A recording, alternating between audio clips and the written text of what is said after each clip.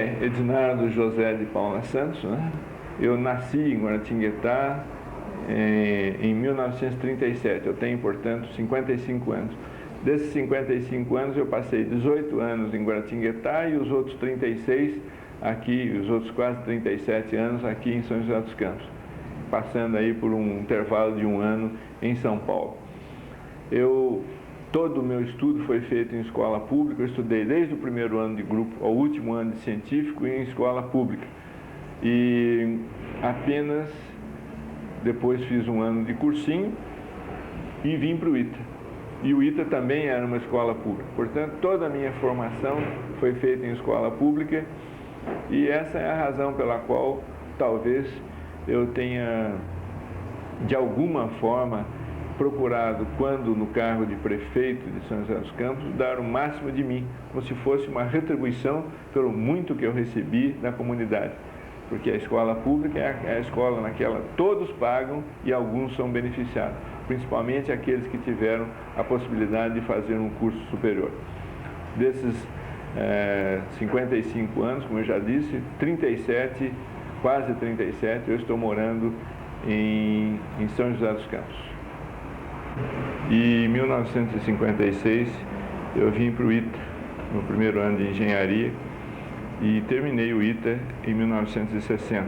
Estou formado, por exemplo, por essa razão, há 32 anos. Vai fazer agora no próximo dia 16. Eu tive a oportunidade, durante esses 32 anos de formado, de fazer muitas coisas.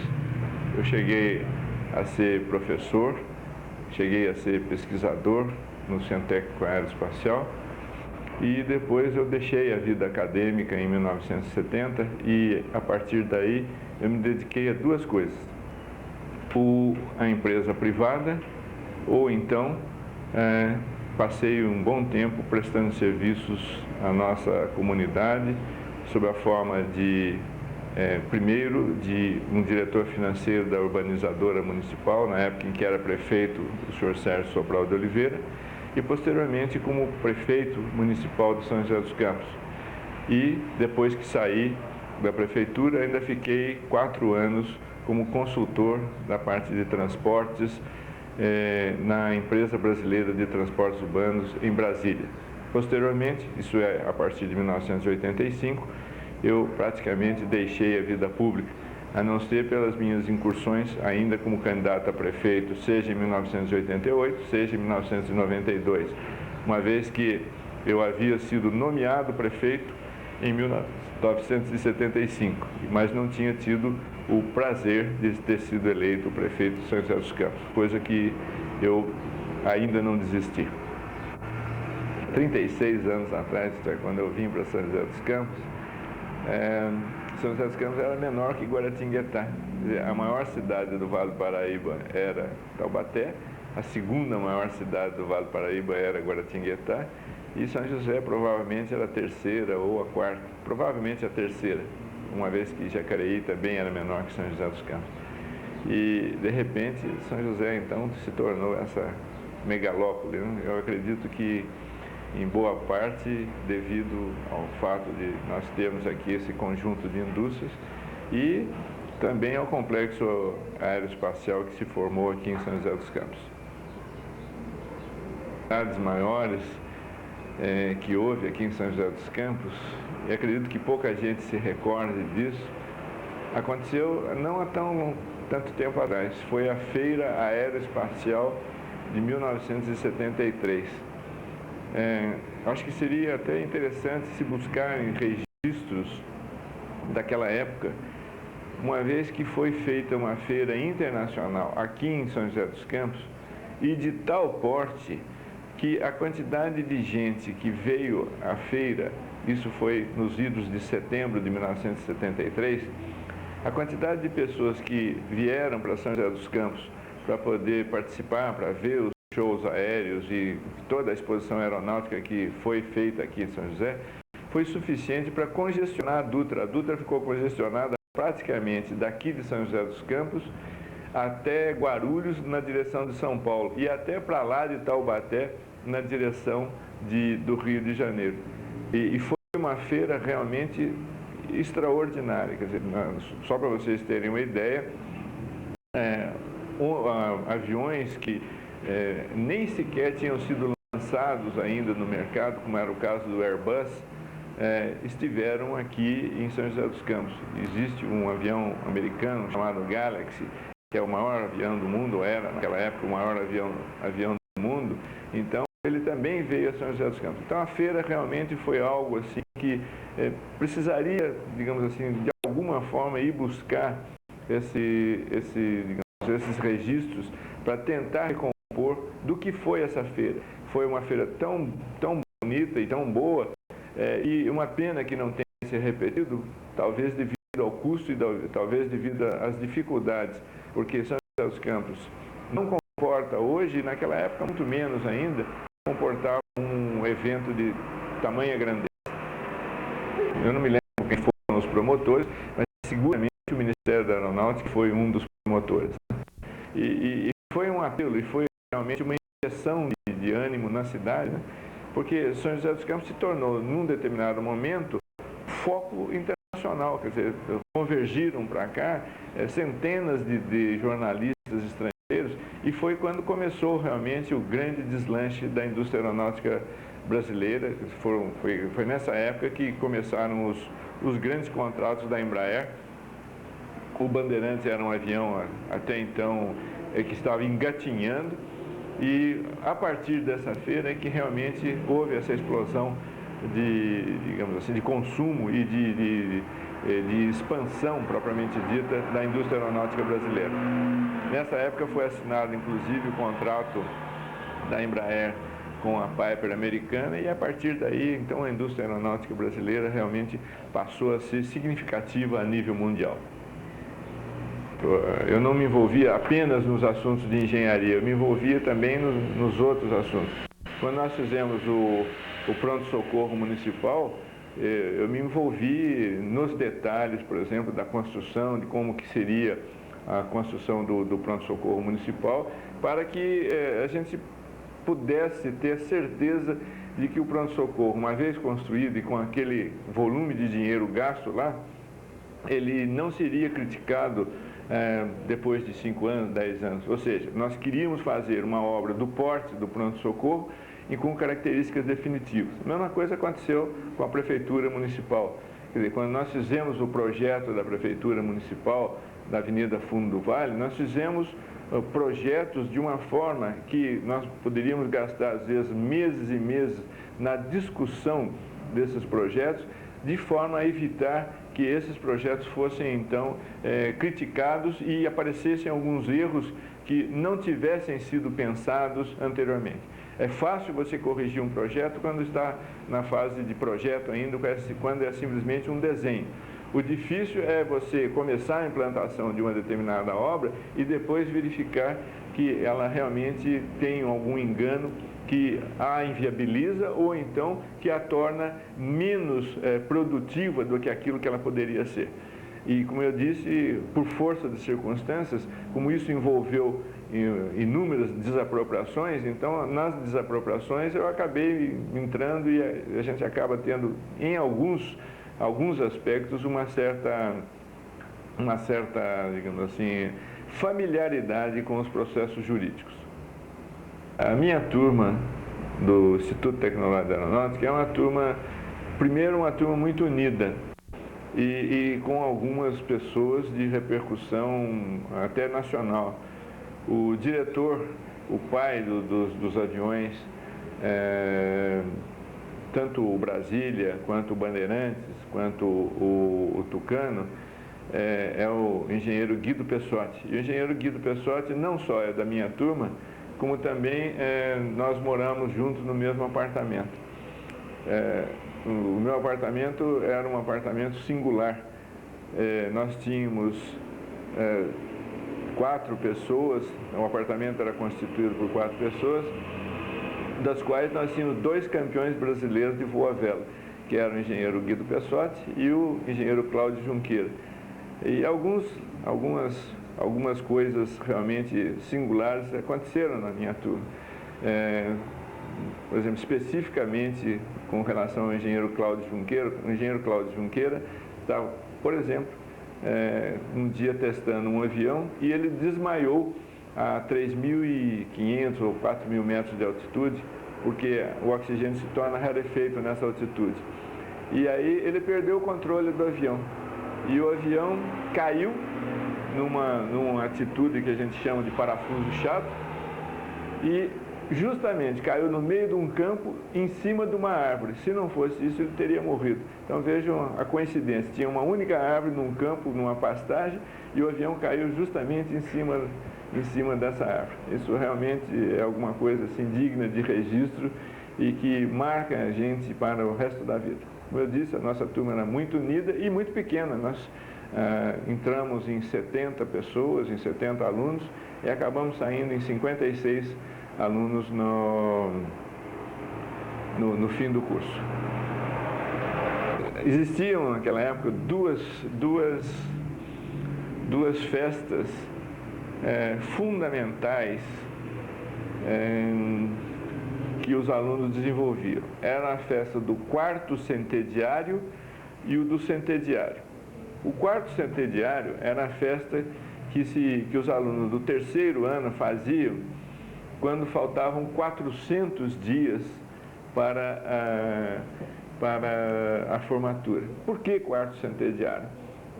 Você há de se lembrar, e os que estão me ouvindo vão se lembrar, que eu estou falando de 1956. 1956 estava muito próximo de 1954, quando foi o ano do quarto centenário de São Paulo. Então, em função dessa festa, dessa enorme festa que houve no quarto centenário de São Paulo, se inventou essa festa do quarto centediário. E tanto nas festas do quarto centediário quanto nas festas do centediário, lances gozadíssimos ocorreram. Na festa do centediário da formatura do ano de 1958, portanto foi a turma de 1958, em que estava em moda o lançamento de satélites, foi construído uma réplica de um foguete e foi montado esse foguete escondido e um foguete perfeito, como se fosse um foguete, aliás, um enorme foguete, como se fosse um foguete americano ou russo, que eram aqueles que realmente existiam na época.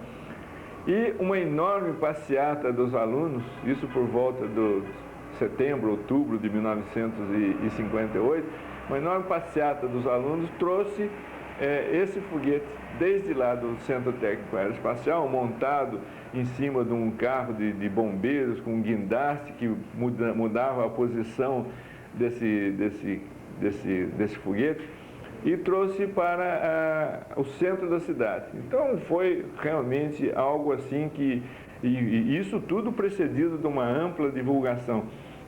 Então, nessa época, nós tivemos a possibilidade de ter aqui em São José dos Campos pessoas que vieram do sul de Minas, de Juiz de Fora, de Belo Horizonte, do Paraná, para ver o lançamento do foguete. E o foguete, então, foi trazido e ele foi postado ali atrás da matriz, e eu me lembro como se fosse hoje.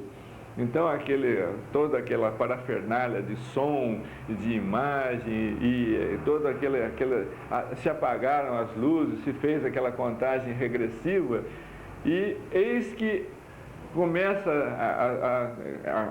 entra a contagem na sua fase final, e então é contado 4, 3, 2, 1, 0, e no 0, ao invés do foguete partir e ser lançado ao espaço, o que aconteceu foi sair um foguetinho da ponta dele e estourou como se fosse um foguetinho de São João.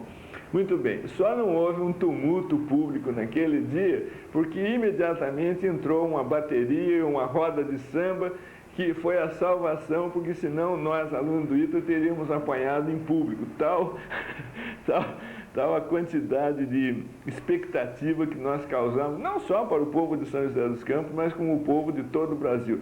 Se pegarem as manchetes dos jornais da época, nós vamos realmente, digamos assim, ver que esse episódio marcou São José dos Campos, e para nossa felicidade não houve digamos assim, nenhum desdobramento mais drástico e mais contundente, porque as pessoas que se sentiram logradas, se sentiram enganadas, algumas delas fizeram manifestos assim através dos jornais, achando muito ruim com o pessoal do ITA. Eu acho que a coisa tem que ser entendida sob forma de brincadeira, e eu ofereço à Fundação, eu tenho ainda uma série enorme de jornais feitos pelos alunos do ITA, que, se for do interesse da Fundação, eu passaria para a própria Fundação. Eu acho que é esse resgate da memória de São José dos Campos que teria que ser feito realmente, não só comigo, mas com algumas pessoas.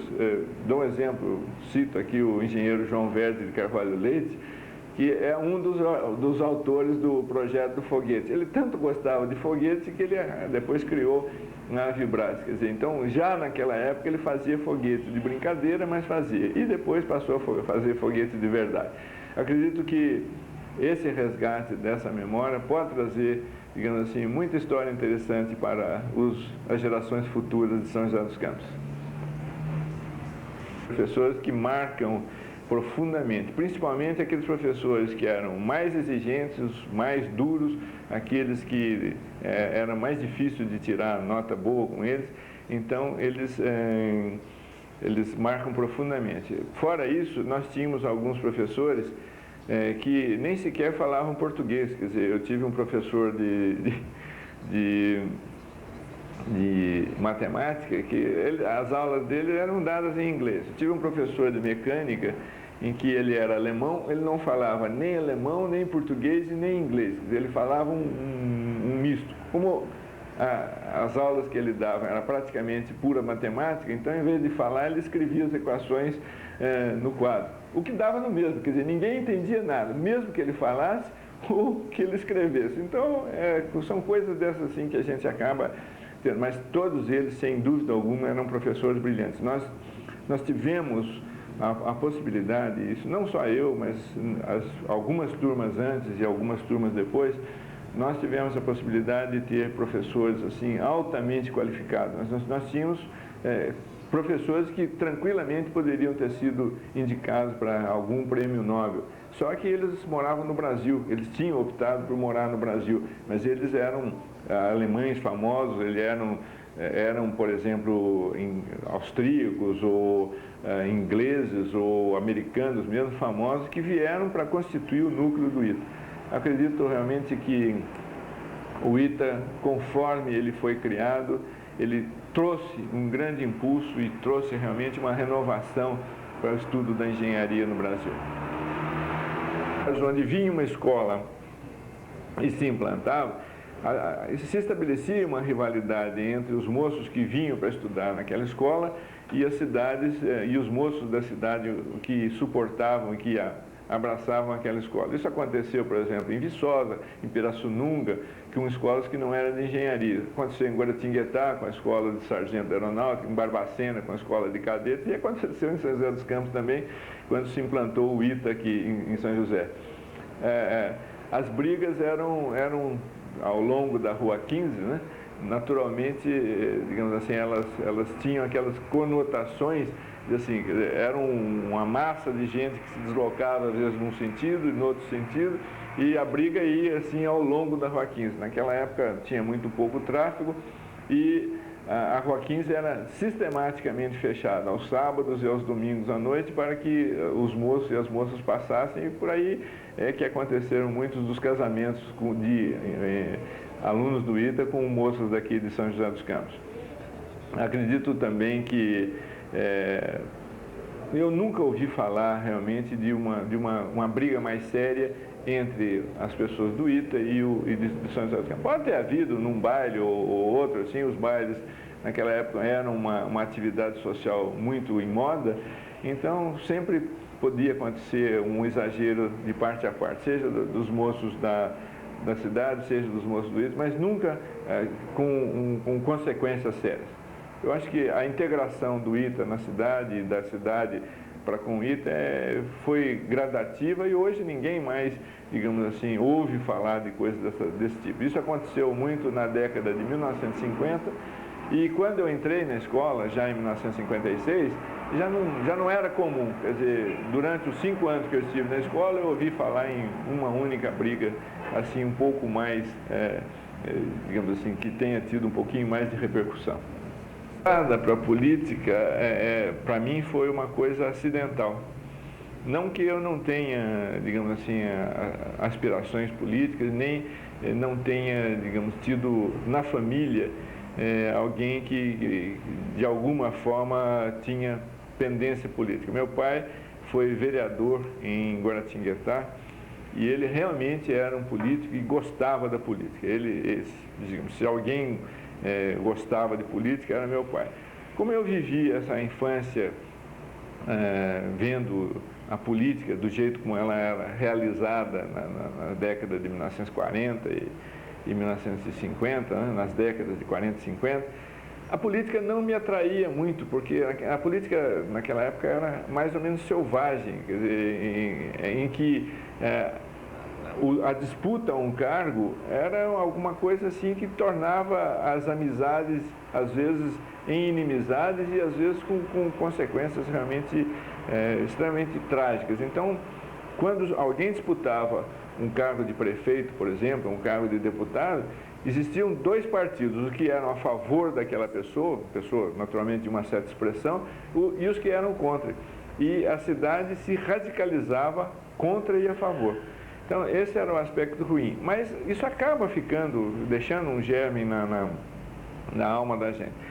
Eu cheguei a ser indicado prefeito, eu não sei como, mas acredito que digamos assim, eu sempre tive uma queda por, digamos assim, eu nunca fui voltado propriamente dito para ganhar dinheiro. Eu acho que a gente tem também uma responsabilidade social e eu vejo essa responsabilidade social principalmente analisando o que está acontecendo hoje no Brasil. Nós estamos falando de 1992, fim de 1992, e comparado isso com aquilo que acontecia quando eu saí da escola, por exemplo, há 32 anos atrás.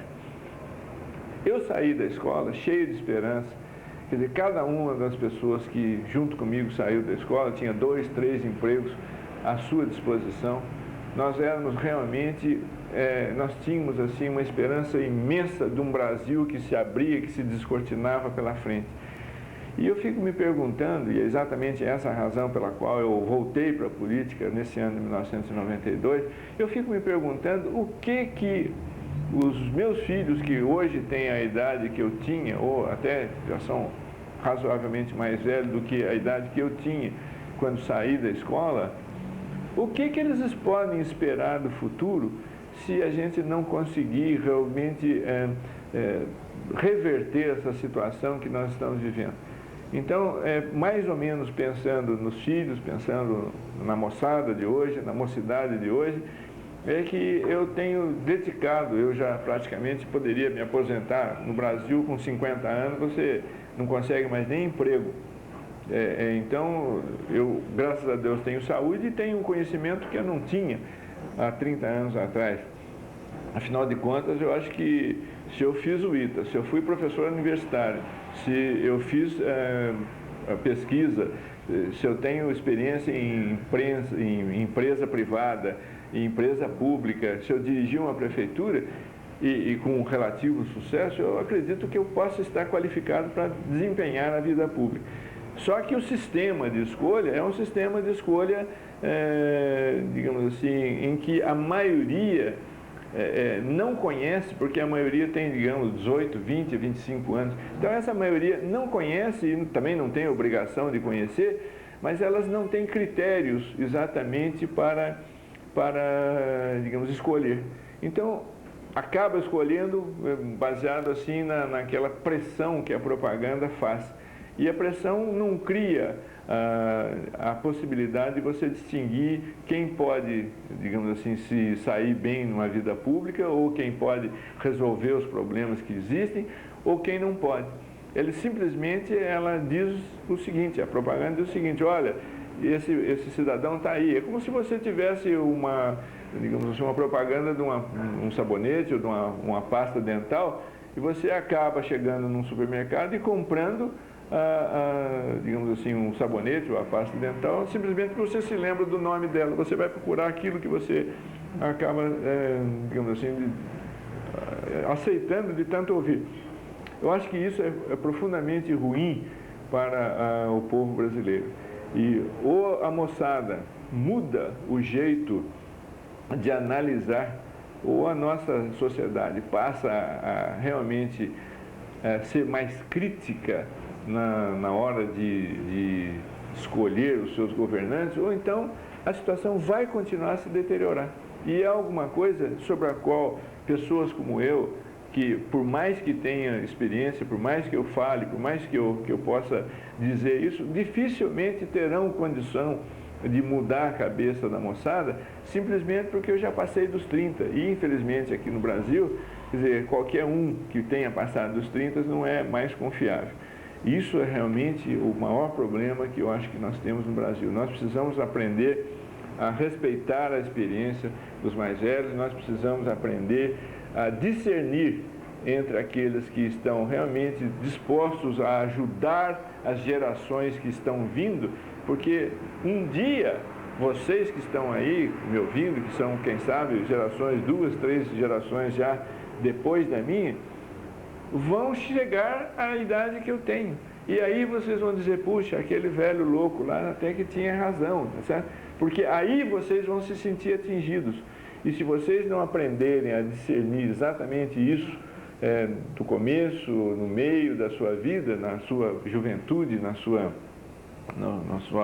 vida adulta, dificilmente vocês vão fazer com que as gerações que vão se seguir a vocês possam respeitá-los também. Porque nós teremos estabelecido uma cultura de jogar no lixo todos aqueles que simplesmente não estão acima, ou que estão acima de uma determinada idade. Por quê? Porque não houve essa possibilidade de comunicação entre os mais jovens e os mais de maior idade. Eu entrei na política como digamos assim, por acidente. Existe um ditado, uma frase, uma sentença atribuída a Aristóteles, que os líderes, eles devem ser conhecidos e devem ser julgados muito mais em função dos malefícios que eles trazem para a comunidade que eles lideram do que dos benefícios. E exatamente esse, digamos assim, eu já conhecia essa sentença, essa frase, quando eu estive na prefeitura, e foi por ela que eu me pautei. Então eu procurava, de alguma forma, trazer o menor número de malefícios para a sociedade que eu estava dirigindo naquele momento. Às vezes a gente, digamos assim, não é bem entendido no momento em que você está num cargo de direção. A visão que a gente tem do conjunto é absolutamente diferente. Quer dizer, o prefeito é aquele que enxerga a cidade como um todo. Ele tem, por dever de ofício, que enxergar a cidade como um todo. Então, às vezes, você desapropria uma determinada casa, por exemplo, porque por ali vai passar uma avenida que é fundamental para o desenvolvimento da cidade, e aquela pessoa que está desapropriada naquele momento se sente profundamente atingida por esse, digamos assim, processo. Ele pensa, às vezes, que o prefeito é uma pessoa que não gosta dele. Na realidade, não é disso. Então, está aí, por exemplo, estão aí as obras do anel viário, e imaginem, por exemplo, aqueles que estão me ouvindo, se não existisse a Avenida Fundo do Vale, se não existisse o pronto-socorro municipal, se não existisse a Avenida Cassiano Ricardo, se não existisse todo esse projeto